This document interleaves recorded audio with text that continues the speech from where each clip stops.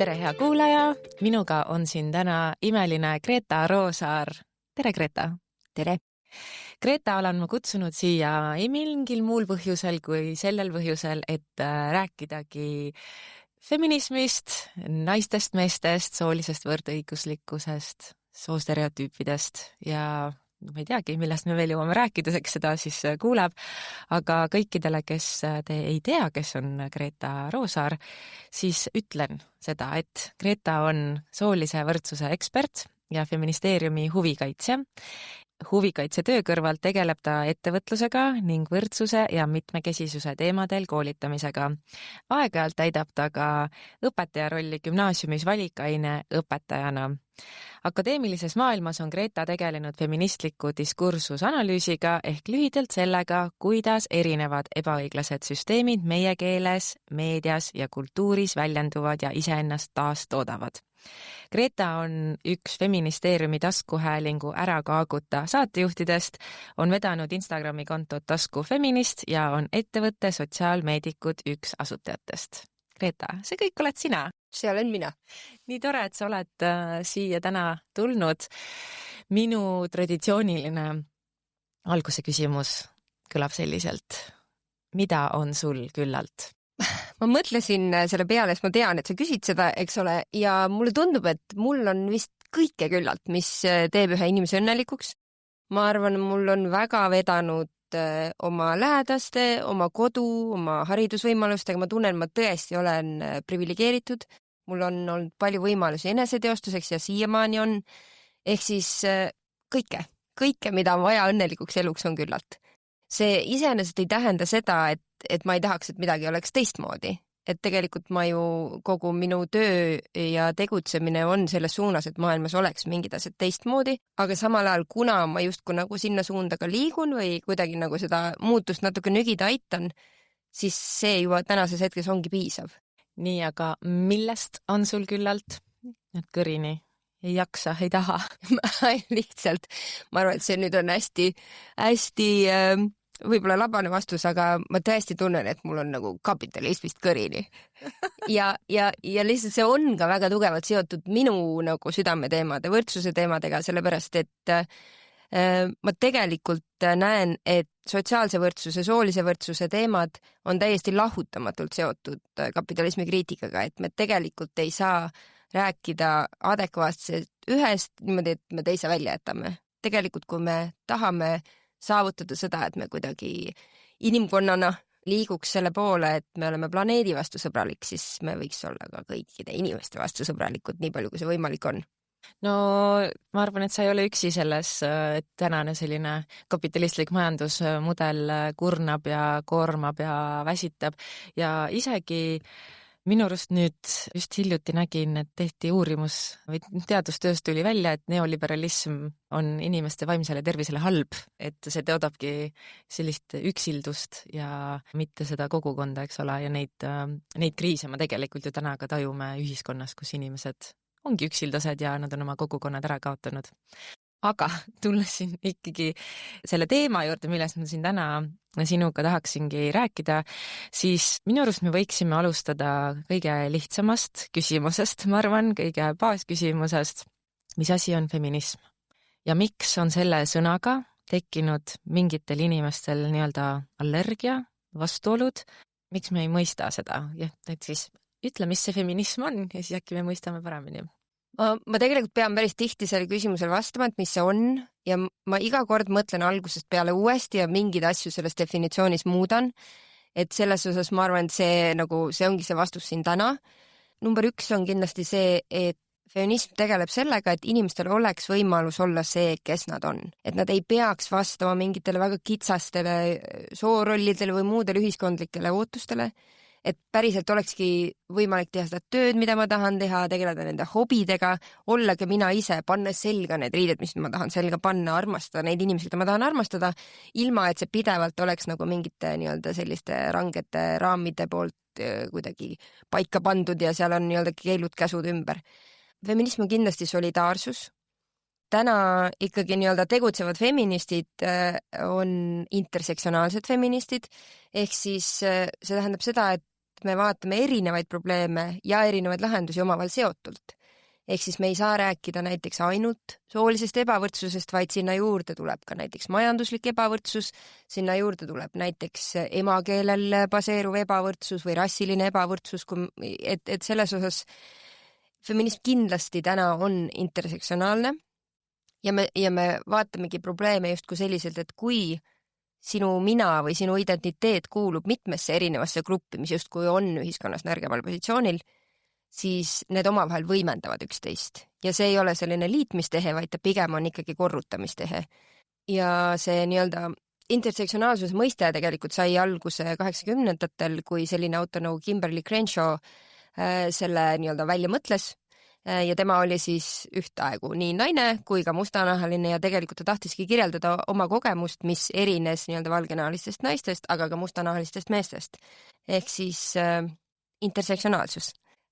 Kolmas asi kindlasti ongi solidaarsus, et me tõesti proovime teha selle ühiskonna selliseks, et me arvestame sellega, et inimesed on erinevad. See, et inimesed on erinevad, seda ju loodetavasti kõik teavad, eks ole, aga ka see, et neil erinevatel inimestel on nii-öelda võimalik siis olla see, kes nad on. Et siin me võime rääkida jälle erinevatest, ütlesin lihtsalt 10 korda erinevad, aga see on see, võib-olla see ongi oluline, see sõna erinevus selles teemas, et näiteks kui sa oled puudega inimene, et kas sul on võimalus elada täpselt samamoodi nagu teistel samadel alustel, kas sul on samad võimalused, samad vabadused, väga tihti ei ole Eestis, ei ole ka mujal, eks ole. Siis, et sealjuures see solidaarsuse komponent on feminismi puhul väga oluline. Ma arvan, et feminism võiks olla, ma nüüd ei tea, kas ta alati on, aga ta võiks olla ka aktiivne tegutsemine. Et mingil hetkel tuleb nagu see jutustamine või mõtlemine või tundmine ära lõpetada ja midagi tegema hakata, kuskilt otsast peale hakata mingisuguse rohujuure tasandil tegutsema, et ma arvan, et igaüks meist tegelikult kannab endas mingisuguseid oskusi ja teadmisi, kuidas teha oma kogukonnas elu paremaks. Ja siis mul on sulle üllatus, võib-olla oledki juba feminist, ilma et ise seda niimoodi ennast nimetaks. Aga kui ma selle teise küsimuse juurde tulen, et miks inimestel probleem on selle sõnaga? No esiteks, kui me nagu hästi konkreetselt Eesti kontekstis vaatame, siis see sõna nagu hakkas kuidagi nagu laiemalt levima 90-ndatel, eks ole, ja teda esialgselt nähti ka sellise nii-öelda kunstiga seotud mõistena, et räägiti feministlikust kunstist, mitte niivõrd nagu sotsiaalse võrdsuse teema puudutava sõnana. Aga siis, siin ei pea isegi nagu lihtsalt arvama, on Eestis selline tore teadlane nagu Raili Marling, kes on uurinud, kuidas aastast 2004 kuni 2014 kasutati sõna feminism ajalehes Postimees. Ta on nii-öelda kõik selle 10-aastase tekstikorpuse läbi töötanud ja uurinud, et kuidas seda sõna siis kasutati ja seal on paar väga põnevat asja. Esiteks võib-olla see, et see nii-öelda negatiivne kuvand oli sellel sõnal ammu enne seda, kui see sõna või nii-öelda liikumine kui selline päriselt aktiivne oli. Ehk siis kuvand jõudis meile enne ja negatiivsus oli olemas enne, kui mingisugused väga aktiivselt ennast feministiks nimetavad inimesed tegutsesid. Ehk siis enne 90-ndaid? Jah, see ei tähenda muidugi, et feministi varem ei oleks olnud, aga feminism kui sõna, eks ole, tuli sel hetkel siis nii-öelda rohkem kasutusele tuli. Ja Marling on välja toonud ka seal põnevaid aspekte, et näiteks et hästi nagu vastuoluline kuidagi see, kuidas feminismi nähti, et üks asi oli see, et ta on nagu täiesti mõttetu välismaalt importida asi, mis nagu meil siin üldse ei kehti ja oluline ei ole, esiteks, aga samal ajal ta on kõiki meie põhiväärtusi ohustav, siin perekonda ja mida kõike muud, eks ole, ohustav selline nii-öelda, ma isegi, mul ei ole praegu sõna, aga mingi selline nähtus, mis ohustab tohutult meie perekonda ja riiki ja demokraatiat või mis iganes. Et need kaks asja olid korraga. Täiesti mõttetu ja hästi ohtlik. Ja kui me mõtleme, et sellest tegelikult räägiti niimoodi kogu aeg meedias, et see on see, milline pilt meedias oli, siis see on ka hästi loogiline, et inimesed nii tunnevad. Eriti inimesed, kellel ei ole nagu väga sügavaid teadmisi feminismi ajaloost või sellest, millega ta täna tegeleb, et ta kipub olema mingite nagu nii-öelda stereotüüpide tulemus, et inimesed nii mõtlevad. Ma ma ise olen nagu korduvalt olnud selles olukorras, kus mulle öeldakse, et issand, sa oled ju nii tore, et kuidas sa feminist oled, mis on nagu väga kummaline, mulle nii, et sa oled nii tore, kuidas sa ei ole feminist, et see võiks olla see küsimus. Et tegelikult ju me räägime sellest, et feminism usub sellesse, et inimesed kogu oma kirjus mitmekesisuses võiks omada võrdseid võimalusi ja valikuid ja vabadusi ühiskonnas. Ja sellega nagu on justkui paljud nõus. Aga siis see sõna tõesti nagu mõjub sellise punase lipuna paljudele. Ja ma arvan, et seal on ka nagu peidetud misogüüniat veidi, et kui see probleem on selles, et see sõna on selline, et sa justkui nagu sisuga oled nõus, siis tekib mul küsimus, et miks sul selle sõnaga probleem on? Ja miks on nagu, sest feminism ju viitab nagu naistekesksusele ja see liikumine on olnud väga naistekeskne ja tihti ka nii-öelda marginaliseeritud naistekeskne. Ja ta täna endiselt seal on väga palju naisi või soovähemusi, eks ole, et ta ei ole nagu väga mehe nägu täna. Mitte, et meesfeminist ei ole, on väga palju. Aga lihtsalt, et kui sind häirib see, et miski on naistekeskne, siis see on võib-olla ka asi, mille peal mõelda, et miks see sind häirib. Meil on ju väga palju sõnu, mis ei ole täpsed justkui, et nad ei anna nagu väga nii-öelda selget ülevaadet sellest, mis seal toimub, et minul isiklikult on nagu väike selline beef sõnaga ajalugu. Et nagu mis asi ajalugu on? Ajalugu, selline suur ilus sõna, eks ju, aeg ja lugu ja nii edasi. Tegelikult see on ju mingi väga kitsas perspektiiv kellegi nii-öelda tagantvaates pandud narratiivist, et mis juhtus ja see, kes seda pani tihti, oli see, kes oli võimul, kellel oli võib-olla rohkem raha, võib-olla nii-öelda suurem võrgustik. Et minimaalselt see peaks olema ajalood, et me kuidagi nagu tajuks seda nagu mitmust seal nendes lugudes, aga ma ei hakka ju selle sõnaga kaklema.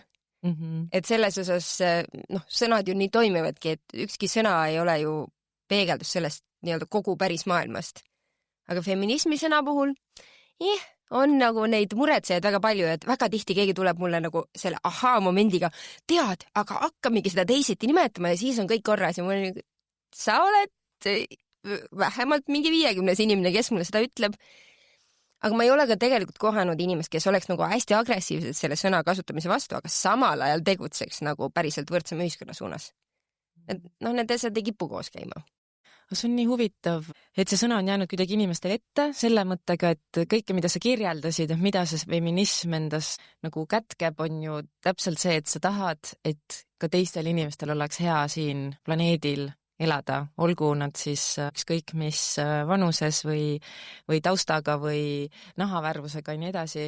Ja mingis mõttes ongi täpselt küsimus, kuidas me kõik ei ole feministid, et kuidas me kõik ei taha sellist ühiskonda luua, kus teistel on hea, lisaks sulle endale ja su lähedastele. Et kas siis ongi mingi ports inimesi ühiskonnas, kes ongi mina loon sellist ühiskonda, kus minul on hea ja teistest on suva. Ja samas ma nüüd ise enda küsimust kuuldes saangi aru, et ongi kapitalistlik maailmakorraldus või majanduskorraldus ka ju tegelikult eeldab seda, et sa ekspluateerid mingeid ressursse selleks, et endale seda kasumit kokku koguda. Aga ma arvan, et see ongi seesama nii-öelda neoliberalistlik nii-öelda lugu, mida meile on räägitud juba 80-ndatest alates, eks ole. Justkui on nagu see kollektiivsus ära hajutatud või seotud mingisuguse nagu negatiivsusega. Täna Eestis, eks ole, kollektiivsus, kui sa räägid nagu kogukonnast ja kollektiivsusest ja nii-öelda antikapitalismist kui sellisest, siis sa oled ju kohe kommunist. Jaa, et 100% oled. Et mina näiteks olen palju olnud kommunist, kui ma ütlen, et äkki meil võiks olla mingi majandusmudel, mis võtab arvesse inimeste heaolu. Ma olen saanud ka seda, et ma tahan Nõukogude Liitu tagasi ja siis ma olen alati küsinud vastu, et aga kas te arvate, et ma tahan inimesed seina äärde seisma panna? Ei taha. Jah, et seal on nagu meie nii eestlaste kui ka tegelikult laiemalt inimeste peades hästi tugev nagu seos selle vahel, et meil on justkui vaba turg ja kapitalism ja see seostub hästi tugevalt individuaalse vabadusega. Aga andke andeks, mis nagu individuaalne vabadus, et mida sa tegelikult valid? Et kui me vaatame, kuidas tegelikult meie elu, meie tähelepanu, meie valikuid täna suunavad näiteks mingisugused suurkorporatsioonid, kui palju teavad mingisugused suured meedia- ja tehnoloogiaettevõtted näiteks sinu isiklikust elust ja valikutest ja kui palju nad suunavad seda, mida sa ostad, mis sulle meeldib, mille peale sa mõtled. See nagu vabadus on nagu üsna illusoorne seal. või kui me mõtleme sellest, et noh, ütleme circa 80% toodetest, mis meil toidupoes müügil on, kuuluvad tegelikult noh, ütleme 8 firma alla, et ma ise usun küll sellesse, et meil on võimalik jõuda mingisugusesse rohkem vabadust meenutavasse olukorda, kui me tegelikult nagu hakkame väärtustama kogukonda, kollektiivsust ja kogukonna väärtustamine ise eeldab seda, eks ole, et sa pead nagu leppima sellega, et me olemegi igaüks oma nägu selles kogukonnas. Et ma tunnen vahepeal näiteks, et lapse kasvatuse teemas või sellises vanemluspsühholoogia teemas on nagu räägitakse, et noh, justkui last peaks küla kasvatama ja nüüd enam ei ole meie ühiskonnas seda küla. Ja vahepeal ikkagi on selline tunne, et inimesed tahavad küll seda küla nagu endale, aga nad ei taha võib-olla ise see küla olla. Et siis, ja võib-olla ka ei taha nagu leppida sellega, et seal külas ongi inimesed eri nägu. Ja ma olen ise ka, ma arvan, selles süüdi olnud, et mingitel hetkedel olnud kuidagi hästi resoluutne, et nüüd, kui keegi on nagu hästi kuidagi keeruliseks teeb su elu või mingi lähedane või sugulane või sõber või et justkui nagu olnud natuke nagu resoluutne sel teemal, et siis võib-olla ei olegi teda su ellu vaja ja muutunud nüüd nagu võib-olla leebemaks sel teemal, et mõnes mõttes meil on tegelikult vaja neid inimesi, kes meie ümber on. Ja see ei tähenda, et me peaks taluma mingisugust vägivalda, eks ole, näiteks. Või et me peaks taluma mingisuguseid ebaõiglusi. Ehk see tähendab seda, et me kõiki erinevusi ei pea ära siluma, ei saagi ära siluda. Aga kuidas nüüd mõeldeski, võtame selle, et me tahamegi õiglasemat ja paremat maailma luua kõigile, et siis kust üks selline teekond alguse võiks saada inimese jaoks, et ta võikski, noh, kas ta nimetab ennast feministiks või mitte, aga kus see märkamine võiks tulla, et me võiksime ka midagi teisiti teha või näiteks öeldagi sõpradele, et ärge tehke naised köögis nalju või mingeid selliseid asju. Mis see teekond alguspunkt võiks olla? Ma arvan, et kõige alguses võiks olla ehk see taipamine, et me kõik oleme kallutatud. Ja ma usun, et sa oled hea inimene, kallis kuulaja. Meie aju paraku on nii ehitatud, et meil on sinna sisse kodeeritud kognitiivsed kallutatused või tajuvead. Mitte keegi meist ei näe nagu maailma täiesti ratsionaalselt. Ja paljud neist hästi tugevalt mõjutavad seda võrdsuse teemat. Näiteks on olemas selline kallutatus nagu confirmation bias inglise keeles või ise ma eesti keelde tõlgin seda kinnituskalduvus. Ehk siis, kui me midagi juba väga tugevalt usume, siis meie aju teeb endast kõik, et me ei märkaks seda infot, mis selle uskumuse ümber lükkab. Ja et me ei pruugi tähele panna neid hetki, olukordi, asju, mis justkui käivad meie uskumusel vastu ja see ei ole alati teadlik või tahtlik. See ongi see, kuidas meie aju mõnes mõttes on ehitatud, eks ole. Ja see on omane kõigile inimestele. Ja neid kallutatusi on erinevate psühholoogide andmetel 200 kanti ja kui me nagu kuidagi jõuame selleni, et me võtame omaks, et mina ka ei tea. Minul on ka õppida kõigilt teistelt inimestelt ja inimesed oma elatud kogemust kindlasti teavad paremini, kui mina seda tean, siis see on kindlasti hea alguspunkt. Aga jälle, mulle tundub, et kultuuriliselt on kuidagi nagu raske täiskasvanud inimesele öelda, et ma eksisin või seda ma ei teadnud või ma polegi nii osanud mõelda. Et see tundub mulle üks nagu baasoskusi, mis võiks olla sellel teekonnal, paljude jaoks see võib-olla ei ole esimene samm, paljude jaoks on võib-olla esimene samm üldse see, et sa tajud kusagil mingit ebaõiglust ja hakkad kuidagi sealt peale. Hakkad kellegi teise eest seisma, hakkad kas või iseenda eest seisma. Mõnikord on isegi teiste eest võib-olla lihtsam seista kui iseenda eest. Ma ise mõtlen, et see võib-olla see kõige väiksem samm võiks olla ka selline soostereotüüpide märkamine. Ma ei teagi näiteks kas või töökeskkonnas, et on mingid kirjutamata eeldused, et naisterahvas või naiskolleeg, ma ei tea, valmistab kannuga kohvi või siis teeb märkmeid koosoleku ajal või korraldab sünnipäevakingituse ostmist, et sellised töiseid soostereotüüpe märgata, ma arvan, on üpris lihtne ja võib-ollagi siis küsida, et kas see peab nii olema, et kas see inimene, kas on tema tööülesannete seas või kas on ta nagu mingi kõige suurem tugevus üldse, et korraldada mingit sünnipäevakinke, eks ole. Või samamoodi siis ka oma koduses, kas siis pereelus või sõpradega või enda peres ka märgata, et kas see, mis seal praegu toimub, ma ei tea, et kas see, et naisterahvas käib kogu aeg poes süüa ostmas, et kas see peab nii olema või kas on ka mingi stereotüüp, et või ma ei tea, mees teeb söögi koju ja naine teeb süüa, et ma arvan, et ka et seda soo stereotüüpsust on minu arust meie igapäevaelus nii palju ja seda on nii lihtne mitte märgata, sest et see tundubki selline tavaline, et seda toodavad sulle nii-öelda filmid ja seriaalid ja meedia, et siis ma kutsun siin kuulajat üles, kes tahab märgata sellist oma feministlikule teele alustada kõndimist, et siis võib-olla püüda seda märgata.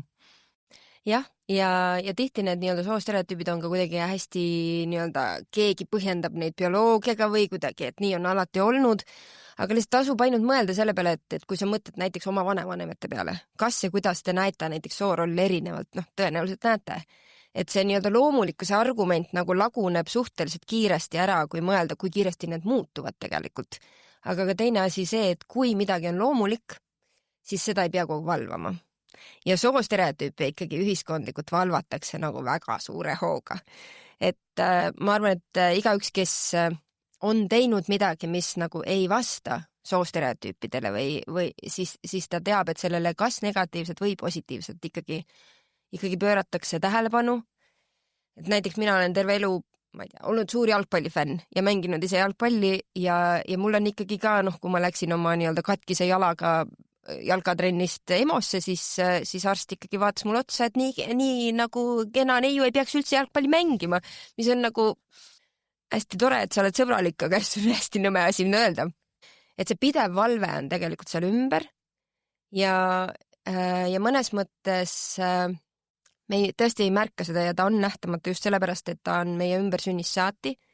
Täna juba mingid uuringud näitavad, et enne sündi, et kui inimene pole veel nii-öelda beebiks saanud, ta on alles loode, siis juba see, kuidas temaga suheldakse, on sooliselt erinev. Ja need asjad on tõesti nagu hästi väikesed, et kui me räägime juba sellistest paarinädalatest beebidest, siis sealt tulevad näiteks sellised erinevused sisse, et kui ütleme poissbeebi ütleb bä-bä, siis talle öeldakse vastu bä. Kui tüdrukbeebi ütleb bä-bä, siis talle vastu öeldakse bä-bä-bä-bä. Nagu väike erinevus, aga kuidagi mingil hetkel tekib see, et aga tüdrukud hakkavadki kiiremini rääkima ja kuidagi nad ongi mingites keeleainetes paremad, mida see tegelikult, eks ole, keele arengu mõttes tähendab. See ju motiveerib seda imikut justkui rohkem tegema bä-bä, sest sellele reageeritakse, see saab mingi positiivse vastukaja, eks ole. Ja tal ongi motivatsioon seda rohkem teha ja ta tõenäoliselt saabki õppida kiiremini rääkima. Ja ma ei usu, et inimesed teevad nagu teadlikult või meelega seda, et see ongi nii-öelda hästi alateadlik ja soostereotüübid väga tihti ongi hästi alateadlikud. Ja võib-olla on ka oluline välja tuua, et see ei ole mingi naised versus mehed teema. Et see on omane meile kõigile või peaaegu meile kõigile. Kusagil 5-6 aastat tagasi tehti selline suur globaalne uuring just soostereotüüpide teemal, mis siis kattis suurt hunnikut riike, seal oli nii-öelda kaetud umbes 80% maa nii-öelda elanikest nende riikide esindatusega ja tahad sa pakkuda, kui palju oli see protsent neid inimesi siis osalejad seal uuringus, kes nii-öelda kandsid mingit negatiivset stereotüüpe naiste kohta? Ma arvan, et 80%. 90 kanti. Ehk siis jällegi me ei saa nagu rääkida sellest, ma tunnen, et seda peab alati rõhutama, et see ei ole naised versus mehed, see on mingi väga üldine kultuuriline probleem. Ja samamoodi, kui me räägime soolisest võrdsusest, siis ei saa unustada, et ka mehed on soolistatud inimesed, et ka neil on mingisugune sugu, eks ole. Ja need probleemid puudutavad neid täpselt samamoodi. Või mitte täpselt samamoodi on ilmselgelt natuke valele teele juhtiv, aga neid puudutavad samamoodi mingid probleemid. Et kui me ikkagi räägime sellest ühiskonnast, kus on sooline võrdsus kõrgem, siis üldiselt on ka meeste heaolu tunduvalt kõrgem. Et sa tohidki, ma ei tea, tunda tundeid, mis ei ole, ma ei tea, viha või agressiivsus. Et sa tohidki öelda oma sõbrale, et ta on sulle kallis ja teda kallistada võib-olla. Et sa tohidki minna arsti juurde, kui sul on mingi vaimse tervise mure ja ei oota 20 aastat enne seda. Või ka füüsilise tervise mure, et praegu ju selline üsna nagu tavaline pilt, kui te mõtlete oma üle keskealiste meestuttavate peale, siis see, et inimesel on mingisugune tervisemure ja siis ta ei lähe arsti juurde enne, kui see on liiga tõsine, enne kui see on ületamatu, et et see on päris suur probleem iseenesest ja see puhkab ju ka mingitel soostereotüüpidel, et ma ei tea, mehed ei nuta või ei kurda või ei vaja abi või on tugevad või peavad kogu aeg kõigi teiste eest hoolitsema või mis iganes, et see ei ole jah, see ei ole mõnus, ei ole kellelegi. Ja, et nõus küll sellega, et naised ise kannavad ka neid stereotüüpe endas, aga ma siin jäin mõtlema sellele, et ka see stereotüüpide tekkimine on ju mingis mõttes ka meie aju moodus selleks, et mõista maailma, et jällegi lihtsustada seda maailma, et jällegi, kui sa näed kuskil näiteks, näed lasteaialapsi ja nad on kõik nagu roosasse riietatud, et sul on nagu lihtne, su ajul on lihtne mõista, näed, seal on nagu mingi grupp väikseid tüdrukuid, et nad ei ole näiteks mulle ohtlikud ja nad on mingid nunnud ja armsad ja neile meeldivad sellised asjad, et me nagu lihtsustame versus, et ma näen, et seal on 10 tüdrukut, ühele meeldivad kanad, teisele meeldivad autod, kolmandale meeldivad nukud, et kas seal on ka see element jällegi, et meie aju mingis mõttes töötab meie vastu, et me ei looks stereotüüpe asjade osas, et paremini seda maailma mõista ja lihtsustada. Aga aju ülesanne ongi luua stereotüüpe tegelikult ja meie ülesanne on siis mitte alati uskuda, mida aju meile ütleb, eks ole, sest meie mõtted ja tunded ei ole faktid. Ja ma arvan, et eesmärk ei ole see, et me keegi kunagi ühtegi stereotüüpi ei mõtle, see ei ole ei võimalik ega vajalik. Küll aga tasuks võib-olla siis, kui sinu teod hakkavad väga otseselt inimesi mõjutama, mõelda nende stereotüüpide peale. Et näiteks, kui sa tõesti lähed lihtsalt nagu mööda 10 roosas kombekas nagu väikelapsest, siis see polegi tegelikult mõnes mõttes vahet, mida sa mõtled. Kui sa aga oled nende õpetaja ja suunad seda, et kellega nad mängivad või mis tegevusi nad teevad või mis pilte nad joonistavad või mida nad õpivad või siis juba võiks mõelda selle peale, et äkki ma ikkagi natukene suunan ka oma sisemiste stereotüüpide baasil, äkki ma proovin nii-öelda olla võimalikult avatud, sest ega oma ajust me keegi üle hüpata ei saa, eks ole. Mida me saame teha on see, et ma proovin olla õiglane, et ma proovin küsimuse alla seada ka oma esimesi instinkte. See tegelikult nagu saab päris kiiresti omaseks. Et tõesti, et kui mul ongi seal lasteaiarühmas, ma ei tea, robootikatund, siis ma pakungi seda kõigile. Et ma ei tee mingeid eeldusi selle koha pealt, et keda mida miski huvitab või kellele miski meeldib. Või nagu eestlaste suur see nii-öelda traumaatiline matemaatikatunni kogemus mulle tundub on ka üks asi, mis nagu kipub olema nagu soolistatud, aga ka tihti lihtsalt, et inimesed kuidagi annavad oma lastele edasi seda, et matemaatika oli nii raske, see oli kõik nii õudne, nii edasi. Et see on ju mõnes mõttes ka, sa võtad selle oma stereotüübi ja sa paned siis selle oma lapse peale, kes võib-olla oleks nautinud matemaatikat. Lihtsalt kuna ma ise suur matemaatika fänn, mul on äpid telefonis, millega ma teen ülesandeid, kuna mul praegu ei ole nagu matemaatiliselt eriti teha midagi oma töös, siis ma tunnen väga puudust matemaatikas. Ja ma näen ikka enda ümber seda hästi palju, et inimesed nagu oma seda nii-öelda matemaatika hirmu siis levitavad. Ja tegelikult soostereotüüpidega on täpselt samamoodi.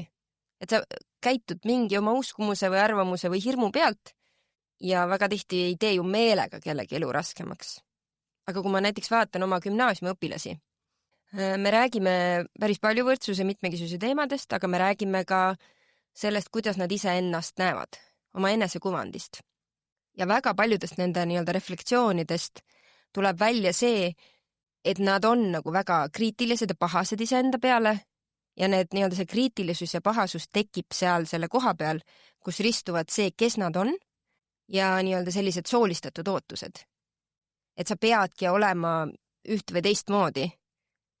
Ja ma tõesti arvasin, et see on nagu veidi paremaks läinud, aga lihtsalt nii-öelda gümnaasiumiõpetaja positsioon väga kiiresti tegi mulle selgeks, et see on ikkagi väga illusoorne.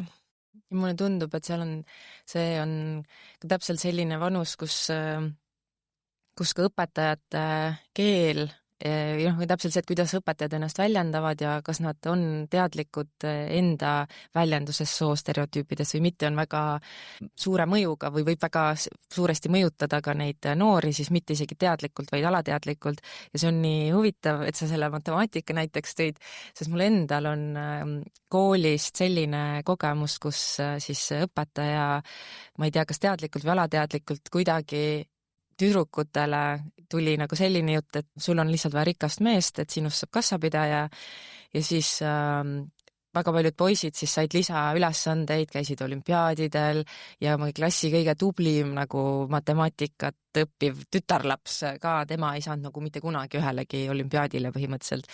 Ja tol hetkel, kui sa oled selles nagu koolis ja nendes tundides, et sa nagu mõtledki, et see ongi nagu see tavaline koolis käimise elu, eks ole, ja sa ei pane sellele nagu mingis mõttes nagu aktiivselt mingit tähendust, sest et sa mõtledki, et ongi kõigil on raske ja siis kuulad mingeid jutte ja mis iganes. Ja ma alles 20-ndate teises pooles sain aru, et mida selline vestlus või selline kõne nii-öelda teeb tegelikult inimestega, et ma mõtlengi, et aga kui mulle oleks keegi öelnud kogu aeg, et Mairi, sa oled nii tubli, sa oskad nii hästi, sinust saab kindlasti mingi edukas inimene, see annab hoopis teise taseme või mõtte kui selle, et ma olengi lihtsalt nagu ilus või noh, mis iganes see seal taustal oli, eks ole. Et selle peale ma olen väga palju mõelnud, et kuidas ka selline igapäevane kokkusaamine inimestega ja siis seal nende mingite soostereotüüpide taastootmine siis tegelikult võib ka mõjutada siis ühel või teisel määral seda inimest, kes selles keskkonnas on ja ta ei oska küsida, et kuule, kas see on tegelikult okei, et kuhu sa lähed nagu 16-aastasena, et ütled, et õpetaja ütles mulle, et ma pean rikka mehe otsima, kas sa lähed direktorile seda kurtma või? Ei lähe ju. Noh, sa mõtledki, et ma ei tea, ta tegi nalja. Noh, et me ütleme lihtsalt, et ma ta tegi nalja, ta ei mõelnud seda tõsiselt. Ja see on see nii-öelda selline nagu justkui vabandus, mis peaks kõik välja aitama, et kui keegi ütleb midagi seksistlikku, rassistlikku, midagi nõmedat, siis see nii-öelda nalja tegemine kipub olema see kõige kiirem nii-öelda vabadusse tee, eks ole, sealt kui vabandus. Aga no tegelikult ma ei tea, kas sa ikkagi tegelikult tegid nalja või kui ma teen nalja, siis minu eesmärk on ju see, et inimestel oleks lõbus ja naljakas. Kui keegi ei naera ja mulle öeldakse, et see oli veits nõme, siis noh, võib-olla võtta see info vastu, mitte ära hakka nagu selle nalja tegemisega vabandama. Või siis sa ikka tegelikult nagu veits uskusid ka seda nii-öelda nalja jutumärkides. Aga jah, tegelikult see, mida sa ütled, seda on päris palju ka uuritud jälle, et kui me ütleme kellelegi midagi, et kas ta on hea või halb milleski. Ja seal on nii nii-öelda õpilaste kui ka nii-öelda täiskasvanud inimestega palju uuringuid, siis see selgelt mõjutab seda, mida ta teha suudab. Et me ei pea isegi rääkima nii-öelda aastate pikkusest tüdrukut kassapidajaks jutust, me saame rääkida sellest, et kui meil on nagu noored teevad mingit näiteks ühte nagu matemaatikaeksamit, kui neile enne seda öeldakse, et tüdrukud oskavad seda näiteks väga hästi, siis neil lähebki väga palju paremini kui sellel grupil, kui tüdrukute puhul öeldakse, tüdrukud seda üldse ei oska ja poiste puhul see reaktsioon on, eks ole, samasugune. See mida meilt oodatakse, mida meile öeldakse ja mille puhul meile eeldatakse, et me oleme head. Ja see ei pea olema meile isiklikult, see võib ollagi mingisuguse grupi kuuluvuse najal, see väga selgelt mõjutab seda, kuidas me päriselt teostame seda asja, kas me päriselt oskame. Ja see ongi, me räägime ühest lausest. Me ei pea rääkima sellest nii-öelda aastate pikkusest asjast. See on jah, väga nagu suure mõjuga ja väga pikaajalise mõjuga, et mida me üldse õppima läheme, kuhu me tööturul jõuame, kui enesekindlad me oleme, nii edasi. Aga seal kooli kontekstis on üks selline huvitav nii-öelda vastuolu, üks soolistatud sõna, mida tihti õpetajad tähele ei pane, et see on soolistatud sõna ja see on geenius. Geeniused on ikkagi kooli kontekstis ainult poisid. Tüdruk võib olla püüdlik, ta võib olla nagu tark, ta võib olla nägi palju vaeva. Ja ongi nii-öelda uuritud seda, et kui nagu nii-öelda noormees ja neiu teevad mingisuguse saavutuse, eks ütleme, mõlemad võidavad mingi olümpiaadi või saavad mingi kõrge koha, siis ühe puhul rõhutatakse seda, et sa oled geenius. Teise puhul rõhutatakse seda, et sa nägid palju vaeva, et sa tõesti nagu õppisid palju ja sa oled nii tubli, sellepärast, et sa nii palju vaeva nägid. Ja just kui mikroskoopiline vahe ja mõnes mõttes võiks ju rõhutada mõlemat, et sina oled tore ja sa nägid ka palju vaeva. Aga see kipub olema väga erinev, mida siis tegelikult sama saavutuse puhul öeldakse. Ja jällegi, see ei ole, kui öeldakse ainult ühte asja, see ei ole ju sõbralik kellegi suhtes. Et tihti nende geeniuste puhul see ta internaliseeribki selle teadmise, et ma olengi geenius ja hiljem elus paratamatult mingil hetkel, kui tuleb nagu läbikukkumine, neid tuleb alati kõigil inimestel, siis ta ei oska sellega hakkama saada, sest tema identiteet on see, et ta on geenius, eks ole.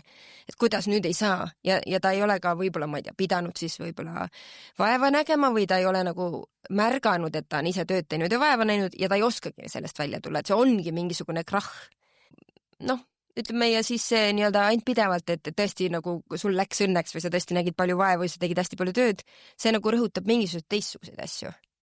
Kui see, et sa oled geenius, vau, väga, ma ei ole üllatunud, aga mingis mõttes kurb kuulda, sest jällegi siis sealt edasi tulevadki sellised head tüdrukud, eks ole, et sa oledki noor, edukas professionaal, aga oledki see hea tüdruk, kes tahabki, kõik asjad on alati õigel ajal tehtud ja siis sa pürgid ja oled tubli ja siis sa põled läbi, sest sa oled nii tubli ja pürgid, et jällegi võib-olla ongi, naised õpivadki vähem kuidagi ka siis selles suhtes piire seadmes, nad ongi alati nagu tublideks õpetatud. Ja peavadki vaeva nägema. Ja siis on ju see legendaarne eksperiment, katseuurimus, mis tehti, kus antigi ju väikestele poisslastele, tüdruklastele mingit väga halba ülesoolatud jooki või maiust või midagi sellist ja siis kui poiste käest siis küsiti, mis te arvate, siis nad kohe ütlesid mingi mis asi see on nagu äkk. Ja siis mis sa arvad, mis tüdrukud tegid? Tüdrukud teeb mingi huvitav maitse. Et kuidagi nagu, et tüdrukud ei julgenud, sul on nagu väikesed tüdrukud, ma ei teagi, mis nad võisid olla mingi 6-7 aastased, et nad ei julgenud, nad pigem tahtsidki olla nagu viisakad selle inimese vastu ja mitte tema tundeid riivata ja poistel ei olnud mingit probleemi, et öelda, et kuule, see maitseb väga halvasti. Ja jällegi nagu sa ütlesid, et me võime juba imiku heas saada neid erinevaid soolistatud asju kaasa, eks ole, et siis see ongi 6-7 aastaselt sa juba oledki hea tüdruk võib-olla. Ja kindlasti, et selles mõttes soorollid tulevad väga ruttu, sest tegelikult nad on ju peidus ka kõikides, ma ei tea, mänguasjades ja raamatutes ja multikates. Ja jällegi, ma ei tea, võtame mingisuguse hästi konkreetse näite, need riideesemed. Kui me võtame eriti mingid need kiirmoeketid ja sellised, siis kui me võrdleme sõnumeid, mis on kirjas näiteks nii-öelda poistele siis suunatud riiete ja tüdrukutele suunatud riiete peale, eraldi küsimus, miks neile peavad olema eraldi T-särgid suunatud, kui nad on 5, siis ühe peal on tihti kirjas, et sa oledki umbes nagu geenius või sa oled nagu seikleja ja avastaja ja mingi professor ja mingi kosmonaut või mis iganes. Ja siis tüdrukutel on, et sa oled nagu ilus või nagu armas või printsess või tihti on ka seal näiteks lahkuse sõnumid ja lahkuse sõnumid on jälle väga toredad sõnumid. Kas me võiks need kõigile lastele edastada? Et kuidagi üks asi on need sõnumid, eks ole. Teine asi ka see, et kui me vaatame, mis materjalidest tehakse nagu riided lastele või millised on need lõiked, siis nii-öelda poistele suunatud riided tihti on sellised, mis võimaldavad rohkem ronida, need on võib-olla nagu kvaliteetsemad, need on nii-öelda sellised nagu vabamalt seljas istuvad ja tüdrukutel on kitsamad ja väiksemad ja mingisugused nagu nõmedamad materjalid või näiteks üks nagu väga häiriv avastus minu jaoks oli see, et ka see, et kui sul on näiteks mingi pusa ja seal on siuke mõnus pehme karvane nii-öelda osa sellest kangast, siis poiste puhul see pannakse sissepoole, et tal on nagu mõnus endal ja tüdrukute puhul väljapoole, mis tähendab, et seda, et saab aitada ja katsutada rohkem, mis on nagu eraldi õudne minu meelest. Aga nagu, et kelle mugavusest me siis räägime. Ja et juba seal on väike selline people pleasing sees, et nagu sul peab olema mõnus pai teha, mida sul endal ei pea mõnus olema. Selliseid nagu pisikesi sisse disainitud asju on meil väga palju. Aga miks see probleem on? Ma siin nii palju erinevaid näiteid toon saanud nagu mõnusasti siin räntida, aga miks see on siis probleem? Et miks me ei võiks elada edasi elu selliselt, et ongi tüdrukutel on need pehmed osad väljapoole, siis poisse kutsume geeniusteks, mehi edutame, naised kasvatavad lapsi. Miks me niimoodi edasi ei taha elada või miks me ei peaks niimoodi edasi elama? No, ma arvan, et see on teinekord elu ja surma küsimus. Ma arvan, et lihtsalt ühe näite toon veel. Kui me räägime näiteks, üks asi, mis kindlasti paljusid kuulajaid puudutab, on näiteks autoturvavööd. Et kelle keha peal need katsetatud on, need nii-öelda need crash test tammid või need nii-öelda nukud, kelle puhul siis katsetatakse. Reeglina on sellise keskmise mehe kujuline nukk. Nii-öelda pisike asi, aga tohutult võib mõjutada seda, mis juhtub, kui on autoõnnetus. Ja tegelikult täna on niimoodi, et kui sa satud raskesse autoõnnetusse, siis naisena on sul 17% suurem võimalus surma saada. Ehk siis see on sõna otseses mõttes elu ja surma küsimus. Täna suurem osa autotootjatest ei ole oma turvavöid testinud keskmise naise keha peal. Miks see oluline on see, et nii-öelda inimkehas sooliselt ja jälle keskmisest, eks ju, me räägime keskmisest, on nii-öelda see raskuskese ju erinevas kohas. Ehk siis see, kuidas see turvavöö töötab täna ikkagi on disainitud meeste järgi. et mingil hetkel 2015 Euroopa Liit hakkas nagu rääkima, et äkki oleks siis hea nagu, et võiks naine ka olla see nukk, kelle puhul me katsetame neid asju. Ja siis nad tõid sinna ühe nuku, mis oli nagu väiksem mees, ehk siis umbes 12-aastase poisi keha, mis ei ole keskmise täiskasvanud naise keha, eks ole. Ja mingil hetkel nüüd nagu lähiaastatel on siis nagu tõesti mingid ettevõtted võtnud endale nii-öelda ka naisnukud. Ja alguses oli siis see naine pandi ka alati kõrvalistmele, sest ega need naised ju autoga ei sõida. Et selles osas tõesti ta võib olla elu ja surma küsimus. Aga noh, paljustki ta ei ole elu ja surma küsimus. Ta ongi nii-öelda küsimus sellest, et kas sa saad teha neid valikuid, mida sa oma elus teha tahad. Need ei ole sulle ette nii-öelda määratud. Kas sa saad valida seda, mis tööd sa teed, kas sa saad valida seda, millised on sinu hobid, kas sa saad valida seda, kellega sa suhtled või kogu aeg ikkagi natukene seda nii-öelda nügitakse mingis suunas. Kas sa saad valida seda, et sa, ma ei tea, lähed kuhugi liikled nii, et sa ei pea kogu aeg oma turvalisusele mõtlema. Et need on nagu väga elulised ja väga igapäevased küsimused. Mis mõjutab poolt populatsiooni, mitte väikest vähemust, vaid reaalselt pooled inimesed Eestis, pooled inimesed maailmas, kes peavad mõtlema oma turvalisuse peale, mõtlema, kas siin on tänavavalgustus, kui ma lähen öösel üksinda koju, kas mul üldsegi sobib üksinda öösel koju minna või ei sobi, eks ole, et kõik sellised küsimused. Ja pealegi, kui me räägime soostereotüüpidest, siis me ei räägi ju sellest, et neid ära keelata. Et kui sa tahad olla kõige soostereotüüpsem inimene maailmas, no lase käia, see ongi ju see osa sellest paletist, mida sa võiks saada valida. Aga see võiks ühtlasi mitte olla ootus kõigile teistele. Et selles osas, noh, tihti nii-öelda feministid on ju nii-öelda populaarses teadmises tihti nii-öelda meeste vihkajad. Vastupidi, mulle tundub, et nagu feministid näevad mehi hästi palju empaatilisemalt. Tõesti, et sa oledki nagu täisväärtuslik inimene, kellel on täis palett tundeid ja sul ongi nii-öelda kõik võimalused ja oskused ja võiks olla nagu samasugune kohtlemine nagu naistel, eks ole, sest tihti jällegi need asjad, see on ju nii-öelda kahesuunaline tee, et tihti ei ole. Ja just see meeste vihkamise teema on ka huvitav, sest jällegi siis minu vastu küsimus oleks, et kas siis mehed vihkavad naisi, et ongi, et kas siis, kui sa tahad nagu õiglasemat maailma luua, et kas sa pead kedagi selles üldsegi vihkama. Jah, ja see natuke vist on see nii-öelda ka selline stereotüüpne arusaam ja ootus, et just kui me tahaks mingit maailma ümber pöörata, et just kui võtame praegu sellise soolise ebavõrdsuse, kus meestel on proportsionaalselt väga palju rohkem võimu ja raha ja võimalusi, et kas me tahaks selle ümber pöörata, tegelikult ei taha. Tegelikult ei taha selle sama nagu mitte toimiva mudeli järgi edasi toimida, tegelikult tahaks mingit nagu inimlikumat ja sõbralikumat ja mitmekesisemat ühiskonda ja nii-öelda ükskõik, kas me räägime majandusest või mingitest muudest süsteemidest. See on nõme süsteem. Ja ma arvan, et siit ka meie selle pika jutu peale võib-olla võikski tekkida ka sellist nagu taipamist ka iseendasse. Ja just selle mõttega, et nagu sa ütlesid ka, et kui keegi tahabki olla väga soostereotüüpne, siis see ongi väga okei, aga seda ei pea kõikidele peale suruma, et ongi keegi, kes tahab valida teisiti, kes tahab olla kuskil mujal, elada teistmoodi, riietuda teistmoodi, et siis mingis mõttes võikski olla see vabadus, et kui sinul on vabadus olla hästi soostereotüüpne, siis kuskil võiks olla vabadus ka olla väga mitte soostereotüüpne. Seda ampluaad võiks siis, ma arvan, meil ühiskonnas laiemalt tekkida. Jah, ja võib-olla mõelda, et kuidagi ka asi võib-olla, mida nagu feministile kiputakse etteitma, et see nagu kuidagi me toome soo igasse teemasse, noh, sugu on paratamatult igas teemas, meie ei ole seda sinna toonud, me lihtsalt näitame. Et teate, seal on sellised dimensioonid ja need mõjutavad ka, eks ole, ükskõik, kas me räägime, ma ei tea, linnaruumi kujundamisest, ma ei tea, ravimitest, millest iganes. Et need on, see dimensioon on seal sees ja see, kui me teeskleme, et seda seal ei ole, siis me lihtsalt ei näe ju seda asja terviklikult või me ei saa nii-öelda seal sees olevaid probleeme lahendada.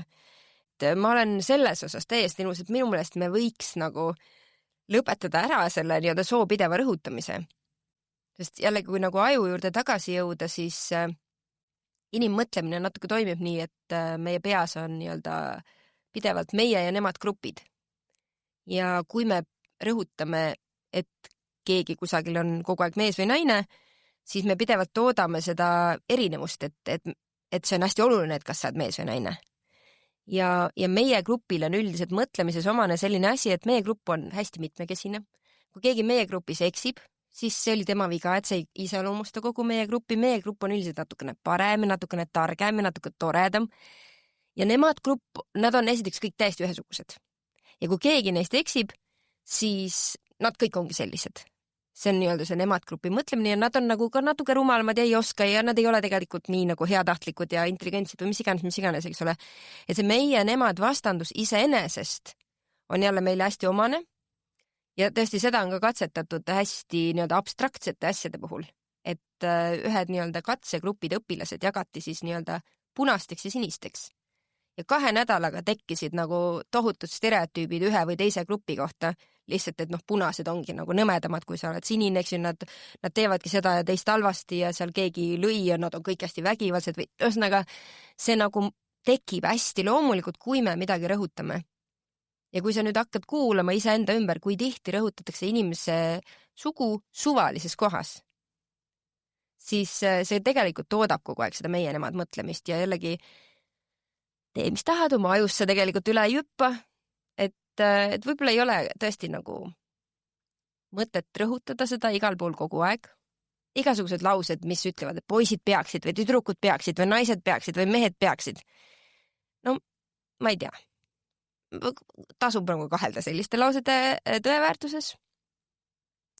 Ja ärme võib-olla loo kogu aeg juurde seda, aga samal ajal täna see süsteem on selline, et nii-öelda seda soo pimedalt vaadata on ka nagu ebaadekvaatne. Ma mõtlen siin, et kuulaja on saanud siin päris ägeda portsu näiteid, perspektiive, millest kuulajal võiks olla küllalt praeguseks hetkeks. Nagu selle saate jooksul või? Jah, hakkas millestki küllalt. Liiga palju informatsiooni. Võib-olla siis nagu ma ütlen sellise nagu lahtiütleja siia lõppu, et mina olen ka kallutatud. Kuigi ma arvan, et ma olen suht tore inimene, ma olen ka kallutatud. Ja kui sa nüüd tundsid nagu ebamugavust nendes teemades või nagu tõrget, siis see on väga okei. Me ei saagi maailma täpselt ühtemoodi näha. Küll aga võib-olla mõtle, et miks see ebamugavustunne tekkis. See on hea soovitus, sest et see, ma arvan, et võiks ka olla see täiesti ühiskonna norm, kus ongi selles ebamugavuses võib-olla leiangi kellegi, kelle käest ma julgen küsida, et kuule, ma ei saa sellest aru, mis värk sellega on, et nüüd nemad või nemad ei taha teha nii, nagu alati on tehtud ja siis valuda kellelgi lahti seletada, et kuidas mina selles ennast tunnen näiteks selle grupi esindajana ja et miks ma tahan valida erinevalt. Ma siin just hiljuti kogesin seda, aga kus üks inimene küsis omale arusaamatul teemal, et aga kas keegi oskab aidata mul mõista seda ja ma arvan, et see on ilus ja seda võiks rohkem julgustada ja selliseid ausaid vestluseid pidada. Jällegi hinnangute vabalt püüda siis ka seda võib-olla teha. Jah, ja enda suhtes ei tasu ka pahane olla. Et kui sa nagu tõesti hakkad avastama, et okei, mina mõtlen ka nii ja et see ongi ju loomulik ja see on loogiline, sest sa oled kasvanud sellises kultuuris. Et enda vastu tasub ka sõbralik olla.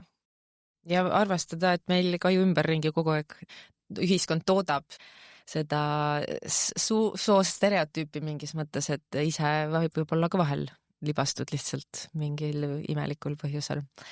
Aga Greta, anna mulle ja ka meie kuulajatele ka mingeid soovitusi, et kui keegi tahaks nüüd edasi uurida seda teemat, ennast harida, mõtiskleda veel edasi, et on sul mõned allikad, filmid, taskuhäälingud, artiklid, autorid, keda võiks jälgida, lugeda, vaadata?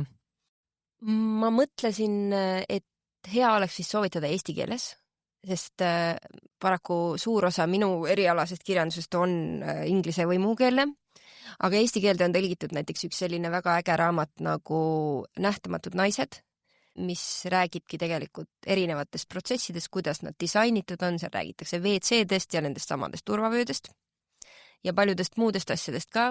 Caroline Criado Perez on selle autor.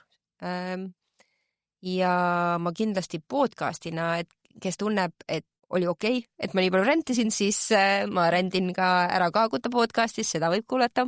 Ja soovitan, mina kuulan seda, mulle väga meeldib.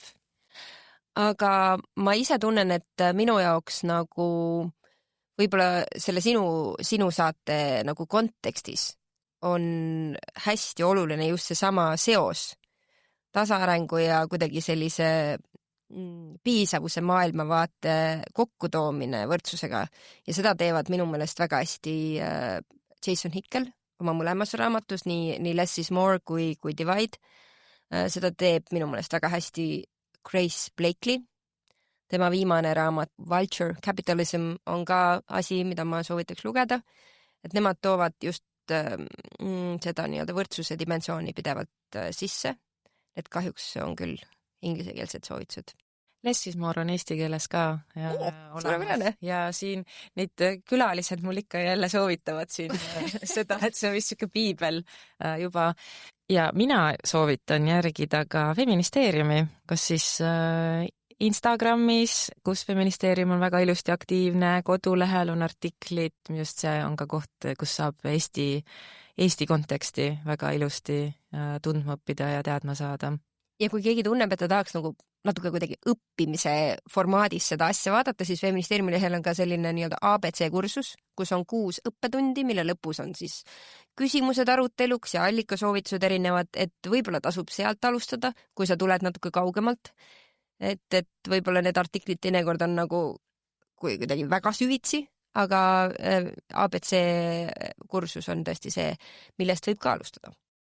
Ja mulle tegelikult siit lõpumõttena praegu tegelikult jääb kõlama üldse su esimene mõte, mis ongi see, et see feminism ei ole midagi muud kui sellise õiglase maailma loomine kõigile ja võib-olla ka selline enesereflektsioon sellest, et millist maailma ma tegelikult loon, et kas läbi minu valikute, töö, igapäevaelu, hobide, et kas läbi selle on kuskil keegi, kes kannatab või läbi selle tegelikult ma loon siia maailma juurde rõõmu ja õiglust, et see võib olla päris hea koht, kus alustada ja mõelda ja mõtiskleda.